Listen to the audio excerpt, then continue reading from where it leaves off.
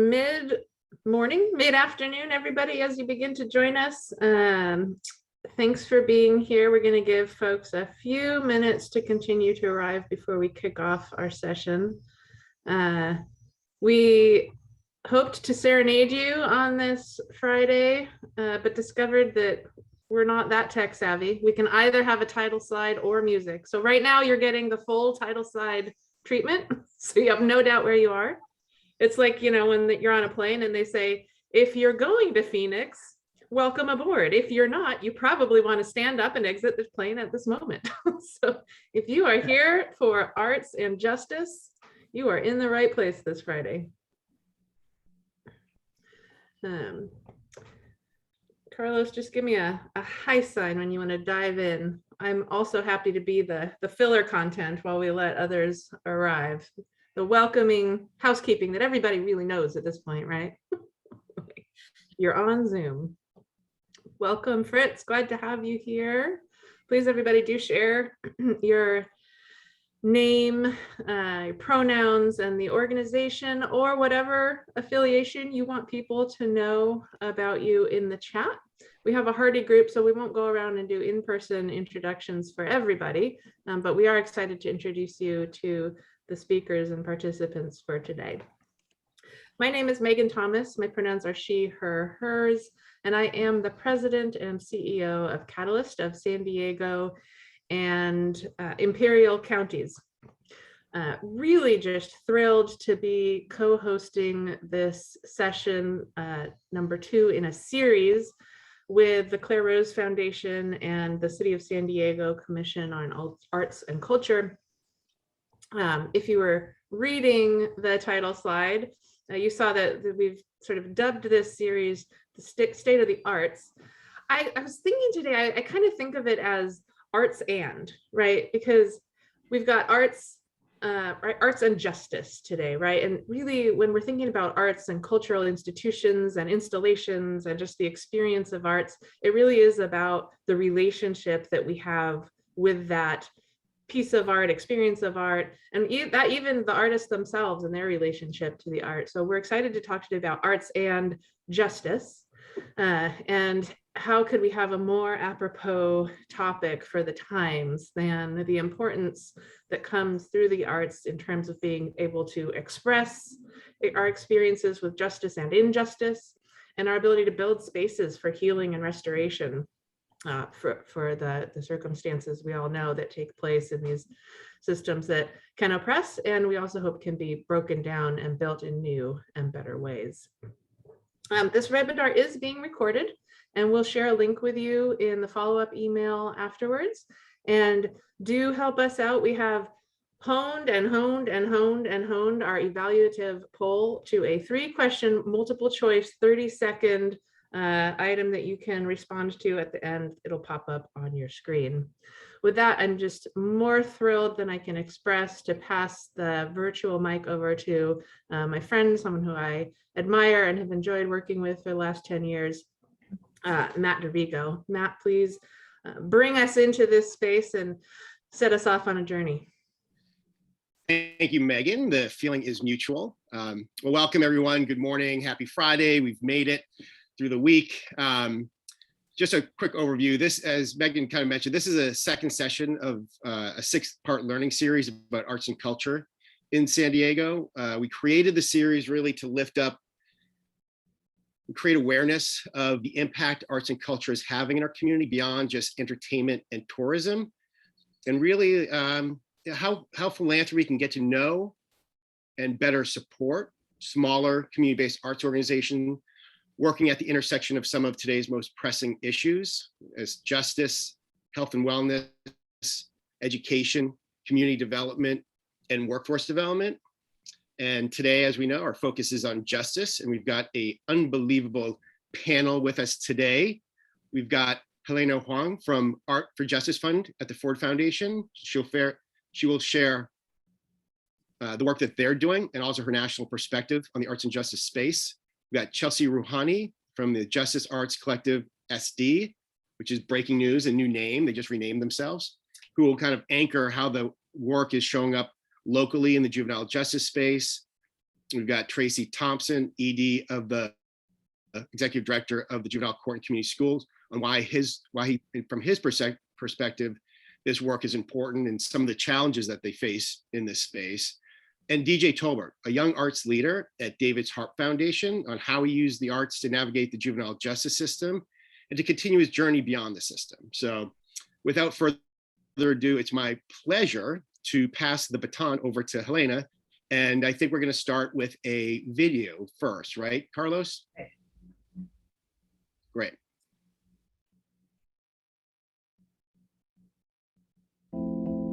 I want people to look at the eyes of these portraits, look at the subjects, and really see themselves reflected back.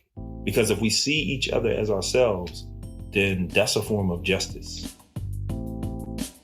I am James Yaya Huff. I'm a contemporary artist, and I'm currently the District Attorney's Artist in Residence for the City of Philadelphia Mural Arts Program. This is the first instance where an artist will have the opportunity to participate in an Artist in Residence program in a district attorney's office anywhere in the country. And we're so...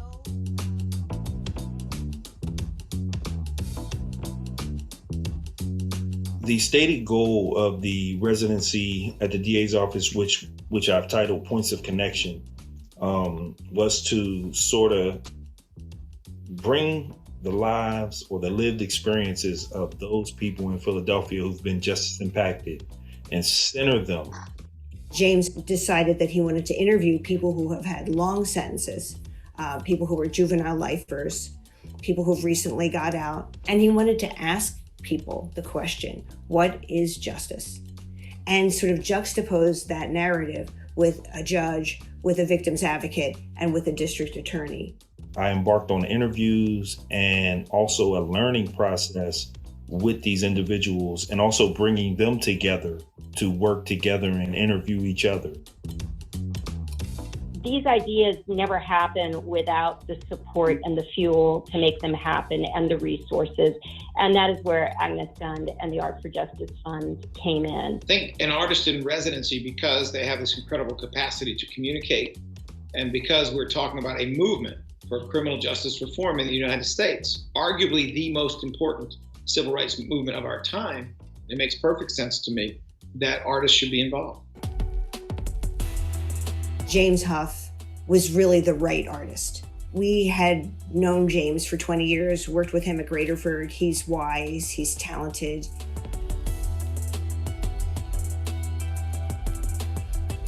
He thoroughly owns the terrible mistakes that he made when he was much younger. He is someone who, even though he had no hope of leaving jail, worked very diligently, sort of lost himself in his art. There are so many committed people in the office that want to have an impact. You know, they really want to change the idea of what the prosecutor's office or DA's office is in Philadelphia. And to me, that blew me away. Ebony Wortham, a lot of us see her as a role model for transformative criminal justice that looks at juveniles and is not prepared to throw them away. When I interviewed her, she shined just as bright personally as the portrait did. Stanley Crawford is the grassroots. Mr. Stanley Crawford has been a ceaseless advocate against violence and crime in the city of Philadelphia, and a tireless advocate on behalf of his deceased son.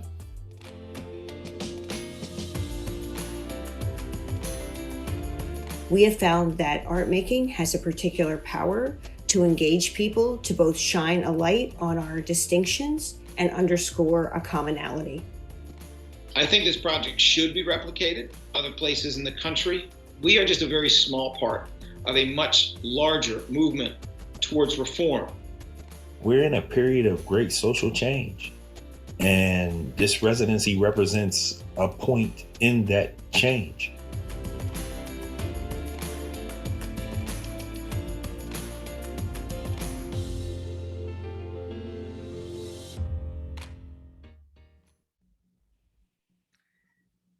Hello, everybody. It's great to be here with you. Thank you, Chelsea. It is always fun to see some of these stories again, and I'll just say that Yaya is going on and being recognized in the arts world, and Larry Krasner, the DA in Philadelphia, is now going around and championing the idea of artists embedded in district attorney's office around the country. And not long ago, I was on a phone call with a network of district attorneys, and the numbers who were like, hey, why can't I get an artist? How do we get an artist? It was really, really inspiring and encouraging. But just so very pleased to be here with you all today. I have the privilege of running the Art for Justice Fund, and I wanted to just tell you a little bit about kind of our origin story, maybe share a little bit about the structure and some of the work that we've been engaged in just these last 4 years. Perhaps some of you have heard about Agnes Gund and her extraordinary gesture. She is a longtime art collector, a Park Avenue heiress, and some would say one of the last people that you would imagine would become a tireless champion for people who are incarcerated. And I can tell you that her commitment is just unparalleled. And, you know, at 83, she still insists on, and this is pre-COVID, but even as we gear up to do a visit to Rikers Island, which is the notorious jail here in New York City, she is insisting on wanting to go. So we're clearly, her personal commitment is really one that she will say was born out of understandings that were brought to her through the arts. Literally, the story goes, she went to see Ava DuVernay's 13th. And I don't know how many of you had a chance to see that documentary.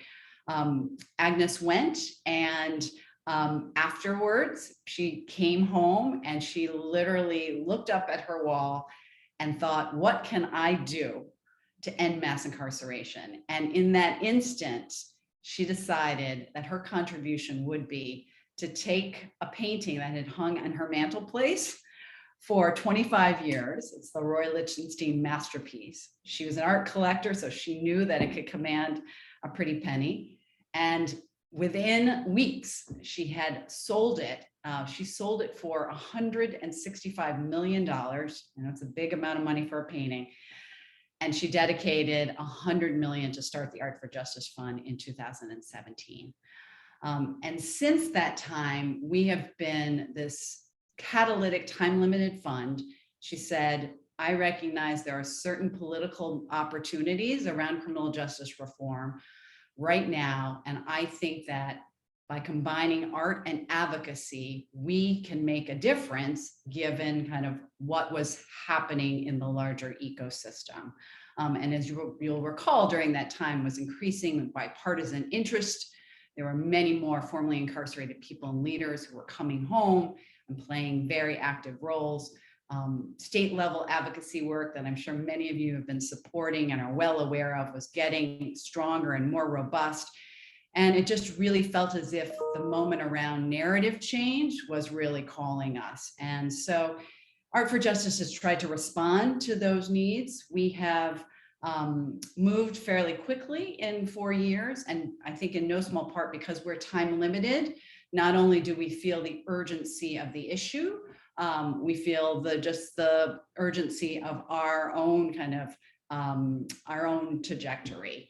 And I can speak a little bit about that later, but I would say that one of the things that has been interesting about this particular fund is that we're a bit of a hybrid. So as Matt suggested, I'm a staffer at the Ford Foundation. So Art for Justice kind of leverages some of the expertise, the grant making kind of footprint of a Ford Foundation. And Darren Walker, our president, is very active in the Art for Justice Fund. And then of course we have Agnes, who brings her kind of family foundation and her desire for proximity, right? She's often asking, okay, so you help to change that public policy. What does it mean in the lives of these young people or in families? Tell me about the people who have been impacted. And for her, it really is about personal impact and transformation as well as systemic change. So we try to balance and hold all of that at the same time, which we think is so very important. And then because we sit at Rockefeller Philanthropy Advisors, an intermediary, and some of you are very familiar with funding intermediaries, and they're a public charity, it allows us a certain amount of nimbleness that we might not have if our dollars flowed through the Ford Foundation. It also, very importantly, has given us the opportunity to move not only C3 dollars, but C4 dollars. So a lot of the kind of public policy change work, our commitments around decarceration at the state level, we can help by moving some lobbying related dollars for public policy change. And that's been really helpful. Our evolution, and I'll start moving a little bit more quickly and look forward to questions towards the end, but really we've evolved quite quickly in these last 4 years. We see our role as primarily around grant making, and we've moved $92 million in 4 short years. And that has gone to over 250 organizations, both criminal justice organizations, like a Vera Institute for Justice, perhaps. It's gone to museums and art institutions like a MoMA, PS1. It's also gone to individual artists and individual activists. And we prioritize funding the leadership of people formerly incarcerated and directly impacted. And so one good example is a network of formerly incarcerated leaders called the FICPFM, Formerly Incarcerated People and Convicted Families Movement, and they are now nationwide. Another good example of a fellowship program that we've been supporting is called Right of Return, and it's a fellowship program that's entirely conceived and run by formerly incarcerated artists. And one of the happy pieces of news I shared just last week in a prep call is that 2 of the artists from this network, their work was just recently acquired in the collection of the Brooklyn Museum of Art. So we're watching just people having the opportunity, artists and activists, to come together to create kind of new collaborations and new responses to what Matt said, our carceral system, and kind of imagining, not only kind of bearing witness to the injustice and what's wrong with the system, but really leaning in with artists to help think about what do we build instead. And I think that's part of the really exciting work, that it just feels like it's just getting started. And when I heard of your group and the kind of interest that's aligning here, I was really excited to kind of come and learn more and to hear, because it does feel as if something's happening, this kind of alchemy between artists and activists that are looking to bring about system change and to improve lives. It feels like it's really ripe. And I will just close by saying, if there's anything that Art for Justice can do, as you guys are leaning in and thinking more about what you might be taking on, we would, we'd welcome the opportunity to share some of our lessons learned, what we feel like we're getting right, where we fell down, what we would never do again, what we want to do a lot more of, all of those things. Just really want to be a resource for all of you as you continue to lean in and think about your work in this space. I'll stop there. That's great, Helena. So many questions, but we'll save the questions for later. I'm just fascinated by the model that you guys created and just the various ways that you're using arts as a platform and a vehicle to create the change needed in the, in the justice system. So kudos to you and everybody involved. We want to transition to Chelsea Rouhani, and just like Art for Justice in San Diego, the arts are showing up in a lot of different spaces in the justice space. Today, we're just going to kind of put some focus on the juvenile justice space. And so I wanted to introduce Chelsea Rouhani, who is representing the, it's a brand new name. I'll let you introduce yourself. I'll help you out. Yeah, absolutely. So hi, everyone. Chelsea Rouhani here.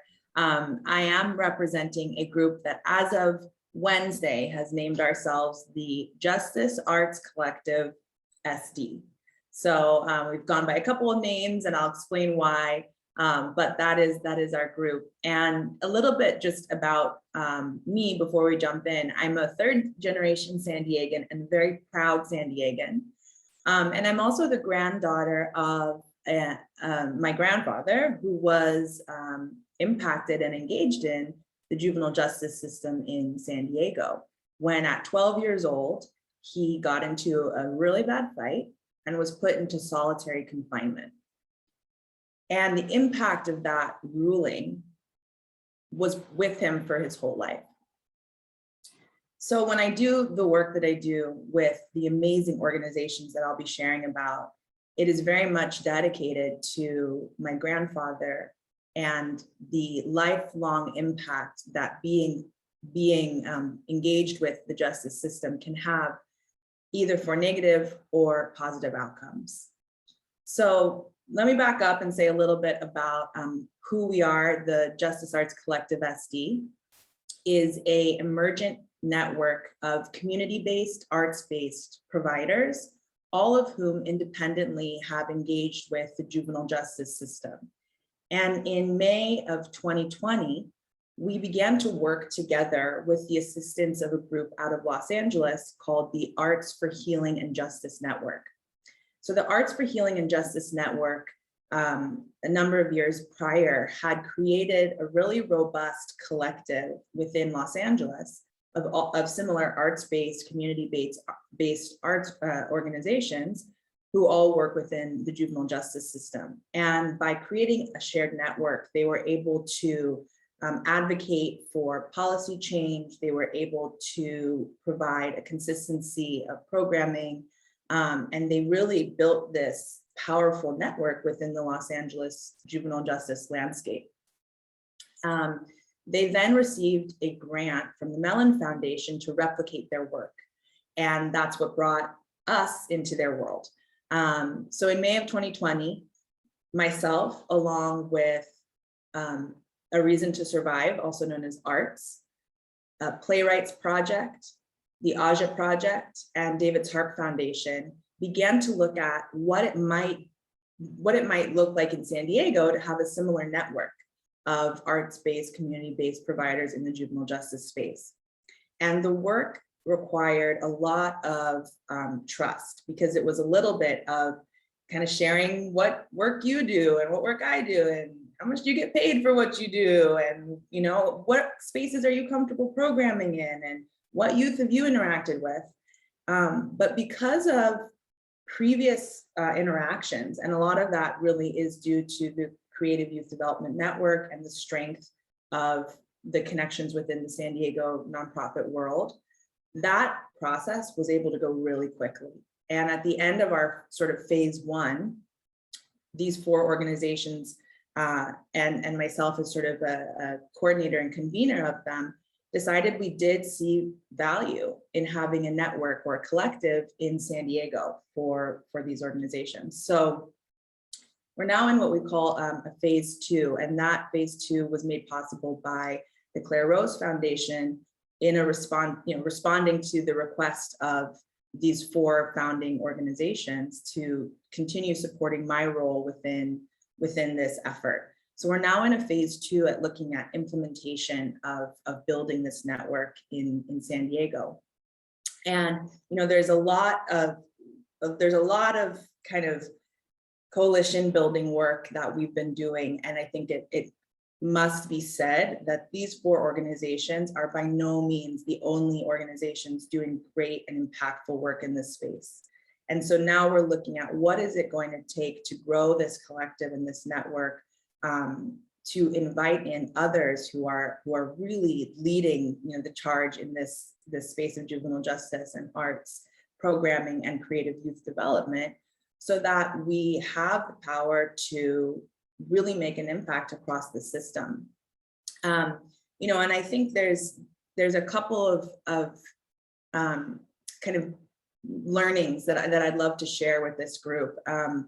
So for the first one being that we've found such strength in the diversity of our organizations. So within the group, we have not only a diversity of arts, mediums, and practices with sound recording, visual arts, photography, film arts, playwriting, all represented.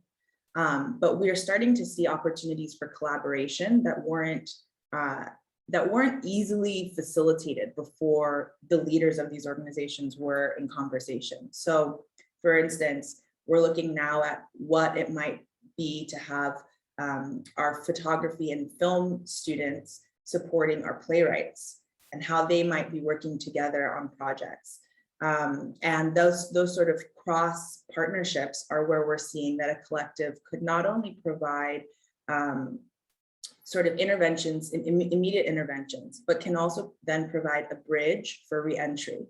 Because all of these organizations have robust programming in community already, when a young person interacts with, say, David's harp, which I know DJ is going to talk about, on the inside, they have a warm, supportive community and a bond of trust that's already been established to bring them into a new community on the outside. And we're just really, really excited to see how this grows into what's looking like now a phase 3 of implementation and widening and expanding the table of the Justice Arts Collective San Diego. So more questions I'm sure to come, but I think that gives you a sense of what we're up to.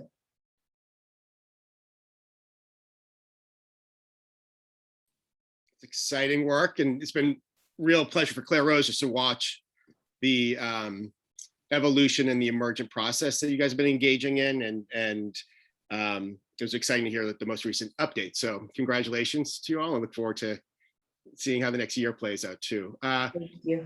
I know you all work very closely with Tracy Thompson who's the executive director of the Juvenile Court and Community Schools here in San Diego. So I wanted to introduce Tracy and have him speak a little bit about why this work is important from his perspective, the impact that it's having, but also some of the challenges that they're facing on his side of implementing these programs. So Tracy, you want to take it over?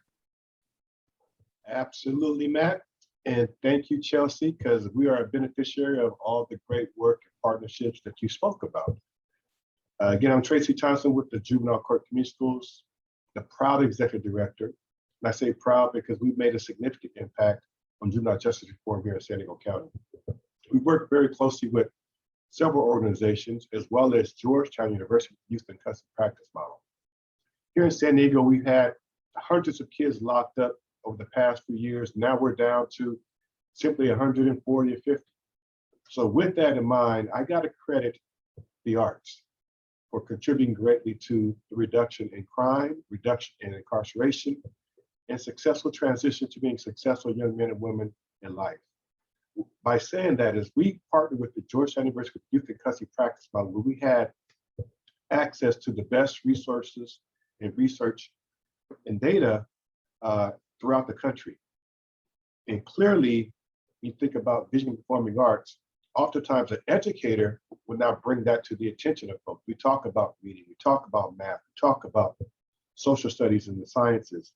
But I can say as a support to 42 school districts here in San Diego County, that truly our visual performing arts has helped improve the education of all children in all areas, as well as attendance, as well as better grades, as well as reduction in suspensions and crime.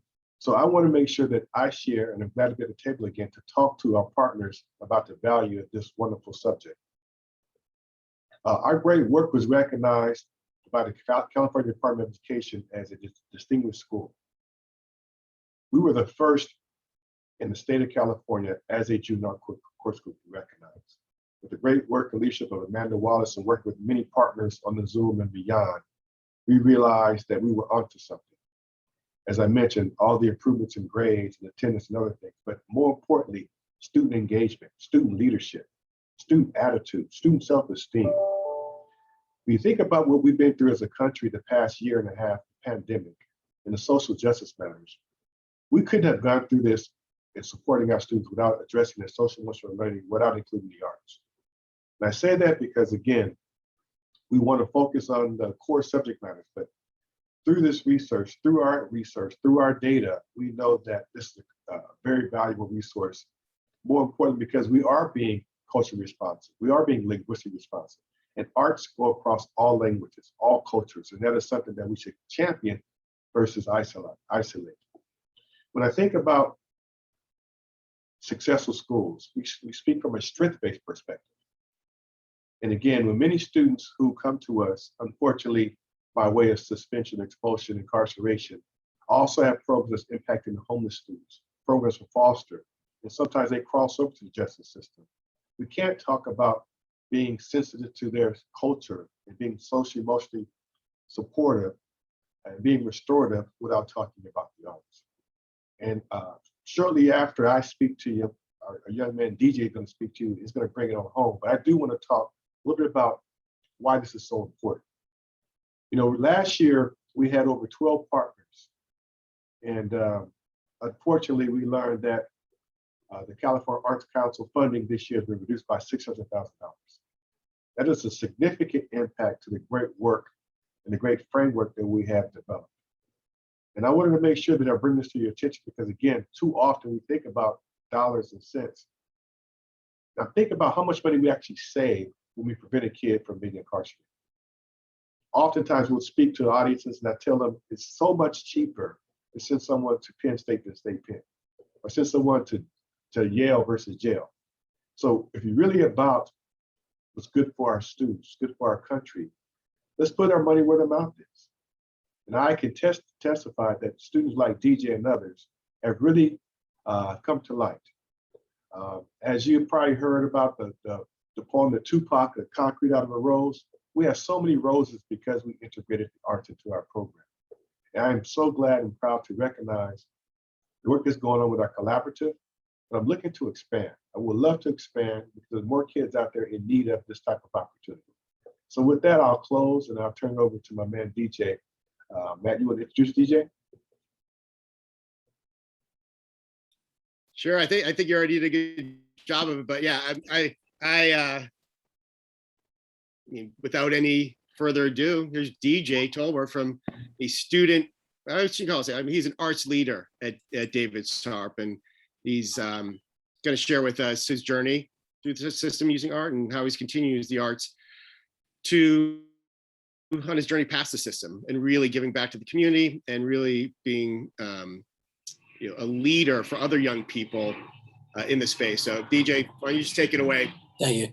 My name is DJ. I'm working with David Tarp. What is art to me? Art to me is music.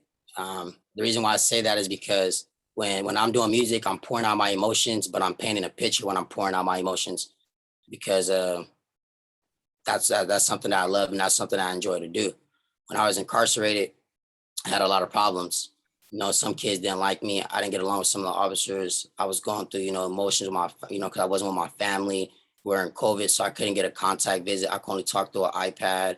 I had to sit down in, the COVID thing for 2 weeks with no calls or nothing. So I was always irritated. So I had to find a way to deal with that. So I go in my room and I go beat on my table and I make a song, about what's really going on in my life. And as soon as I'm done with my song, I feel so much more better. I just poured everything out. I poured out all my feelings and my emotions, and everything I said was true. But nobody's judging me. What I just said was so real, and it was like these are things that I want to tell people, but I don't feel like I can tell people. But I can pour this feeling out on the beat or on a pen and paper. So that's when David Tarp happened to come around. I was sitting in my room one day, and they're like, "Hey, Mr. Toby, you want to come out?" And I'm like, "Nah, I'm okay." They're like, "It's music." I'm like, "Oh yeah, music. I'll be out there. Yeah, I'm coming out right now. I'm gonna go put on my shoes. I'm coming out." So I come out, that's when they kind of got serious, and that's when they started telling me, "Hey, we're gonna, we challenge you to make a song, So I started, making my song. I'm writing the song down, but as soon as I started doing it, instantly lessons turned to blessings came to me because I learned a lot of lessons, but every lesson I learned has become a blessing because I have only progressed from the things that I learned. I always tried to better myself. So I made a song to my mom called Lessons Turn to Blessings. When I came home, I was on probation. I went back 3 times. Well, I went back 4 times, and then I came home my 4th time on probation, and a lot of people didn't think I can do it. I kind of doubted myself a little bit too. But, my family, my mom, I had David Tarp, Outside Movement B, that helped me out too. They're like, you got it. So I made my music and, they told me, hey, we get you here Tuesdays and Thursdays. You just got to go to school and get off probation. That was my motivation right there. Every Tuesday and Thursday, I was here motivated, to stay out of trouble. I got off probation. And that's when I started working with David Tarp. He told me, your speech is very valuable. and what you're saying is very valuable, and I love it. Willing to pay you, to hear some of your stories. So they started paying me to hear some of my stories, and then that's when Movement B came along, and Mr. Nate Howard also started paying me to hear some of my stories too. They told me I'm a very valuable, that I got valuable stories. They think I can help them out. So basically what I'm doing is I'm trying to work, help them get to understand where some of the kids' heads are, because a lot of kids, we go through issues and we feel like a lot of the adults aren't in our shoes. So a lot of we don't feel like a lot of adults will understand where we're coming from. But I've been in the shoes. I was in that same outfit as them. I did everything they did. I just have to keep that self-esteem. And, that was very important to me. So art to me could be very different things. Art could be drawing. Art could be doing something wrong. When you do something wrong, you're painting a bad picture for yourself. You're doing that wrong. When you're doing something great for yourself, you're painting a good picture. When you're doing anything, you're doing donuts in the street, you're leaving ski marks on the street. All that stuff is art. Everything in this world is art. It's just everybody has to find their own passion of their own art.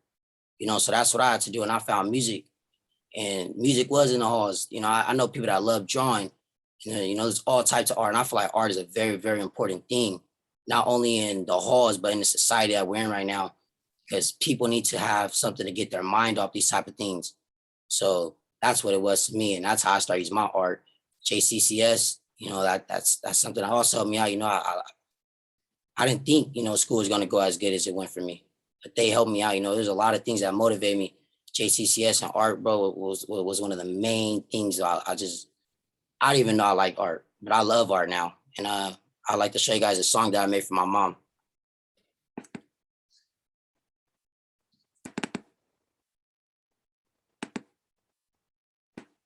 This song is called Lessons Turn to Blessings. I made this for my mom. This for you, Mom. I know you always ask me why I do the things I do. Hopefully this right here can answer some of your questions. I know you be stressing, but I love you. I know you've been there for everything, through thick and thin. That's why you always gonna be my queen, you feel me?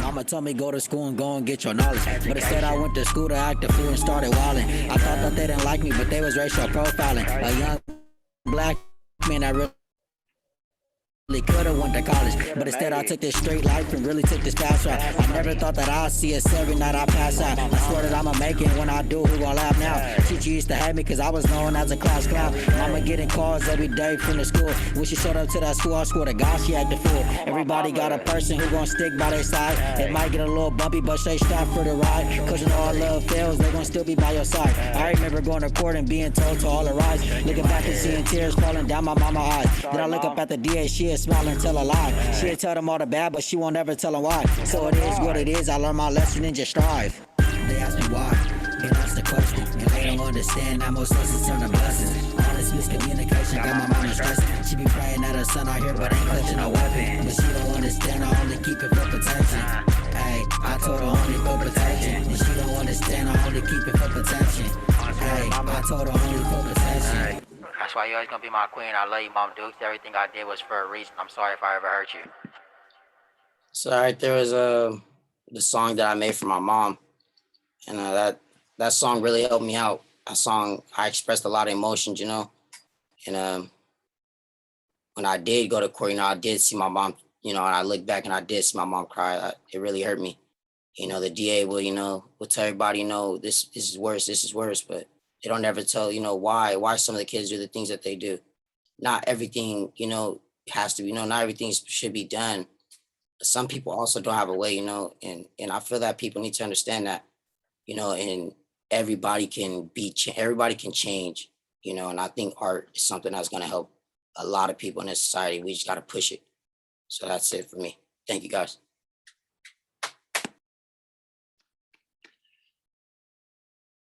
Thank you, DJ. I'm getting like a little choked up. Just keep doing what you're doing. Keep on that path. David's harp is by your side. Your family's by your side. So thank you for sharing your story. I know you're one of many and you're representing many. So thank you for having the courage to share your story and to help make a difference. So really, all of us I know on this call appreciate that. And sure. you have all of our support. Thank you. Yeah.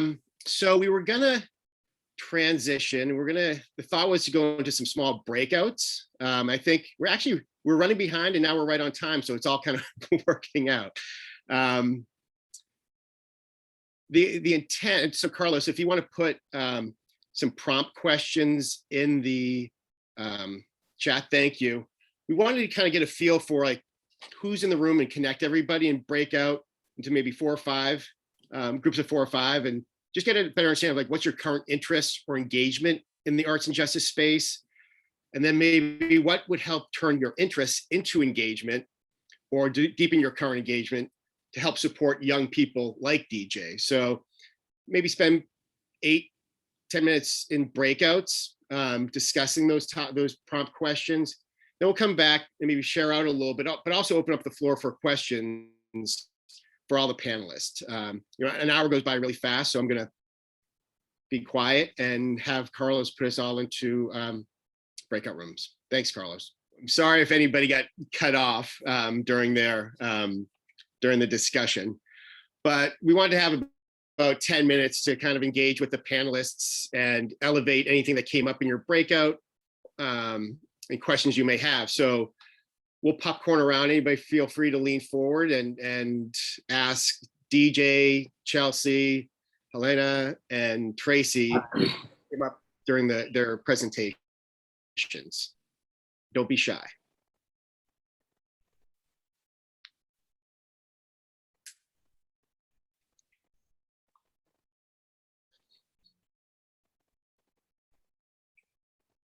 Oh, I like this. You got some? See some hands. So, Duluth. I think Annie's hand was up first. Okay, Annie. Go first. Oh, it's okay. So my question is for DJ. And thanks to all of you. And it's so wonderful to hear from all of you. DJ, I'm just curious from your perspective, can you share what you think is the most important thing for those of us bringing arts programming and cultivating arts programming in communities that are impacted by the prison system and juvenile justice? Like, what's the most important thing from your perspective that we're all looking at and thinking about? One of the most important things, honestly, is it's just like the love and the emotions that you give to the kids. Like, if you come to a kid, and like you just tell them like, oh, I can help you out. That's it. You just like, you just saying you're gonna help them out, stuff like that. It kind of will push. It kind of stirs us away. Like, But then there's some people like Brandon that I've met, and Joe that I've met, where it wasn't just, oh, I'm gonna help you out. It wasn't just words. They like Tracy, they put their money where their mouth was, and they stood on it, and they helped me out. Even after, I'm on probation, they're still helping me out. So that's just what it is, when you tell a kid something, you gotta actually when you tell them something incarcerated, you gotta mean it. But also when they're not, when they get out from being incarcerated, some kids, like a lot of kids like me, I still kind of, I still look forward to the love, the stuff, like still the emotions that I was getting when I was, and that's what really helps kids stay out of trouble. So when you go in there, you're talking to them, you just gotta mean what you're saying to us, just because due to the fact that some kids know, like some people haven't been in our shoes before. So it's just like, we kind of just want you guys to step out your shoes and come just join ours for a little bit, because there's no way possible as us being incarcerated, we can step out our shoes and join yours, because you guys can leave, we can't. So we just want you guys to step in our shoes and just feel our pain. So we can be like, it's not, what we did was wrong. That's wrong for sure. It's just like, it's not sympathy, it's just passion.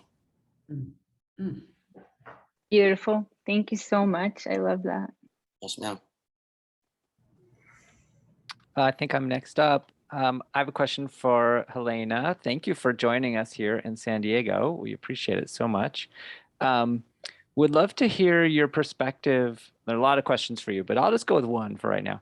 Love to hear your perspective on how this work manifests differently, and or ways in which kind of opportunities are different between adult spaces and juvenile spaces.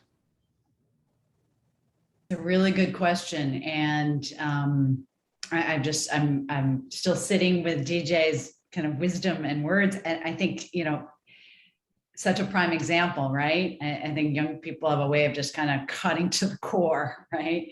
And as we all know, as adults, it can be harder. It can be harder to reach, right? And so all the things that Tracy says about how, let's make our investments early on, right? Let us invest in our future.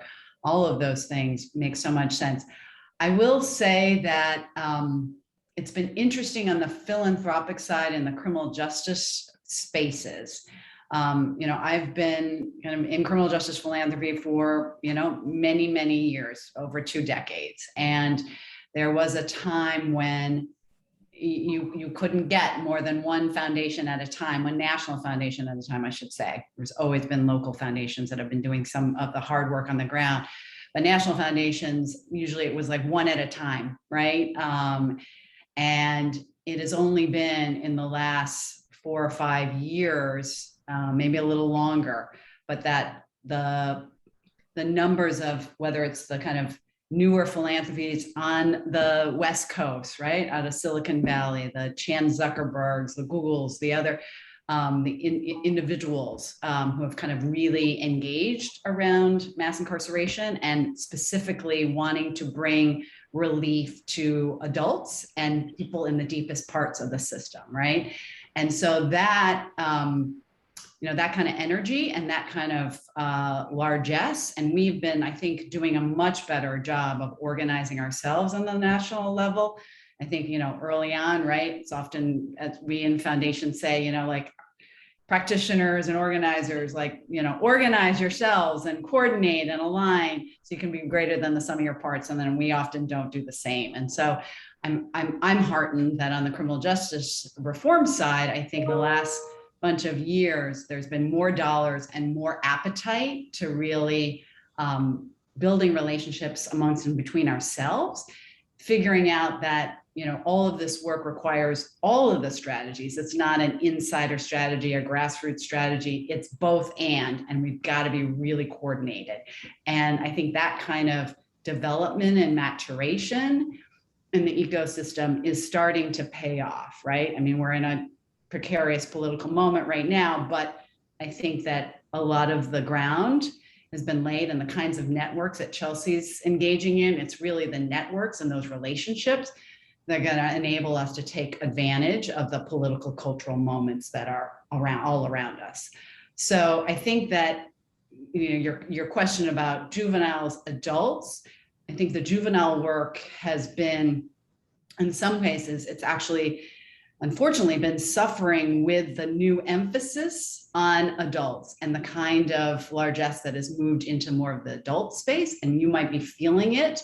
And I think it's incumbent upon us as funders is to not create a distinction between, juveniles and adults, but it's all a part of a cultural system. It is a continuum. And, that kind of those kinds of distinctions often kind of we shortchange ourselves. So anyway, I think the more holistic approach, it's going to be incumbent on us to do much more of that going forward. I hope that answers your question. That's great. Thanks, Helena. Jesse, I see your hand up. Hey, good morning or good afternoon to a lot of people on here. Thank you, DJ, for that. That was on point. And thank you to all the panelists. My biggest question is who's convening funders? I mean, you have grant makers for the arts and you have social impact funders doing stuff, but it's such a damn hodgepodge.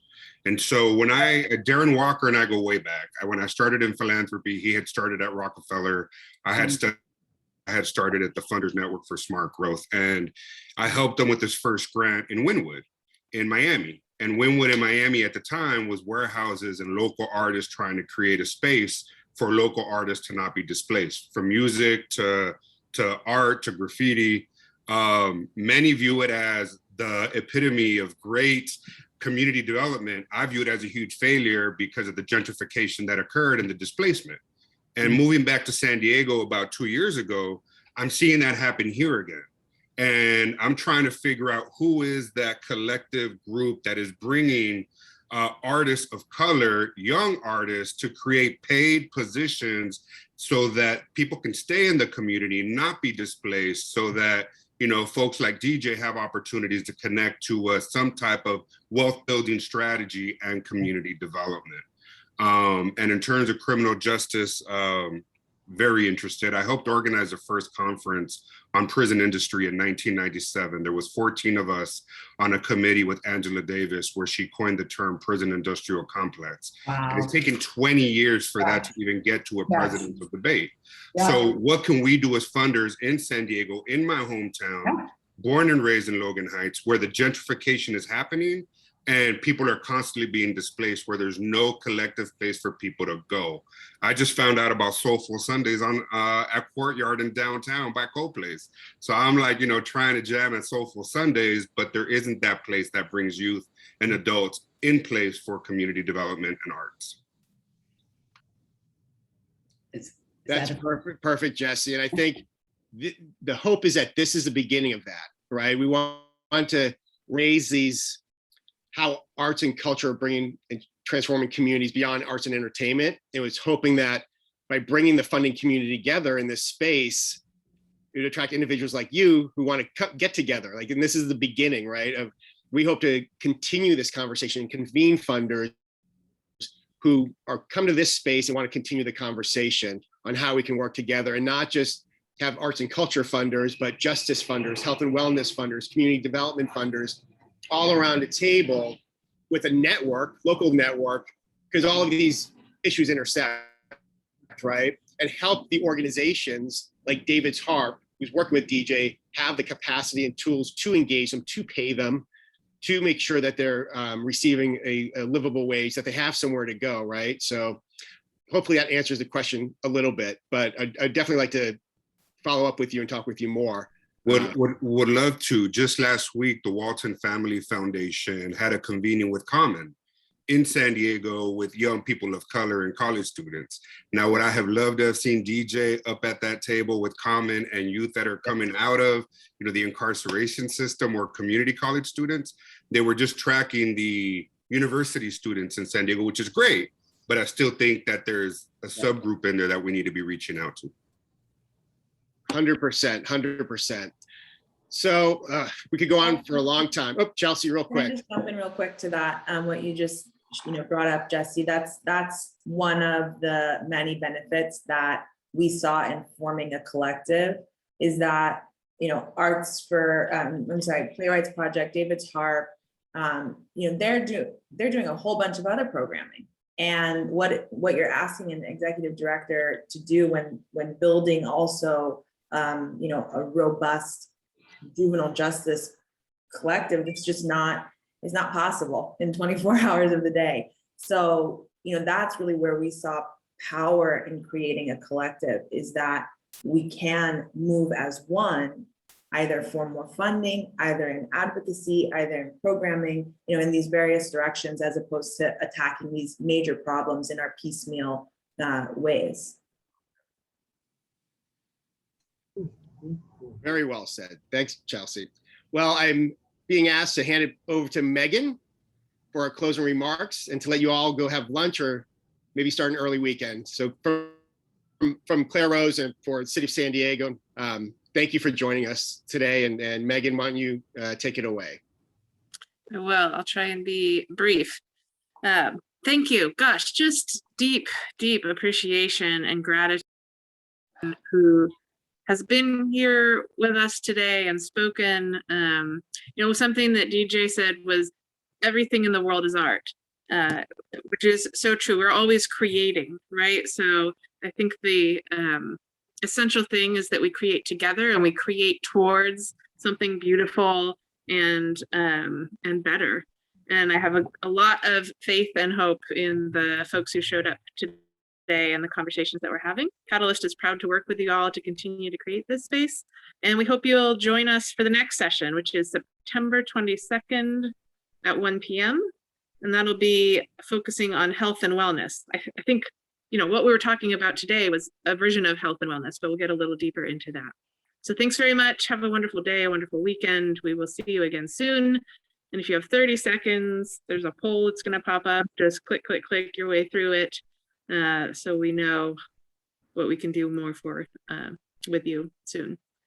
Much love to you all. Take good care. Be well.